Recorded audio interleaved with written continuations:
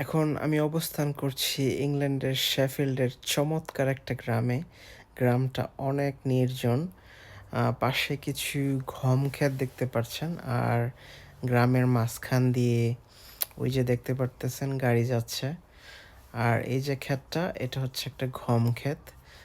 পাশে গরুর ফার্ম রয়েছে, আবার ভেড়ার ফার্ম রয়েছে। ইংল্যান্ডের যে নির্মল গ্রাম এটা তার একটা উদাহরণ। মানে গ্রামটা কেমন হয়, ওই যে গাছগুলো দেখতে পাচ্ছেন এগুলো হচ্ছে রাস্তার পাশের গাছ। বড় বড় বেশ উচ্চ গাছগুলা।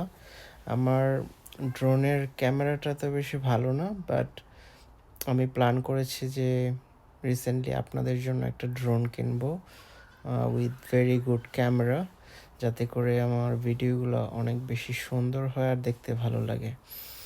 আর এই ড্রোনটা এত বেশি এক্সপেন্সিভ না।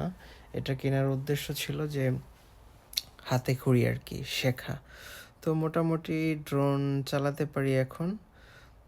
এখন উদ্দেশ্য হলো একটা ভালো ড্রোন কিনে আপনাদের জন্য সুন্দর সুন্দর ভিডিও বানানো। আর ইংল্যান্ডের শেফিল্ড অত্যন্ত সুন্দর একটা এলাকা। দেখেন এই যে গ্রামের একটা পিচ ঢালা রাস্তা। ইংল্যান্ডের প্রায় সব রাস্তায় পিচ ঢালা থাকে, বাংলাদেশের মতো কাঁচা রাস্তা এখানে পাওয়া যায় না। ভাবলাম যে এই চমৎকার গ্রামটা আপনাদের সাথে শেয়ার করি। এবং এই ইংল্যান্ডের শেফিল্ডের সাথে বাংলাদেশের একটা সম্পর্ক আছে। যেরকম বাংলাদেশের বংশোদ্ভূত British football player Hamza Chowdhury এই শেফিল্ডের হয়ে ইংল্যান্ড ইংলিশ প্রিমিয়ার লিগে খেলেন।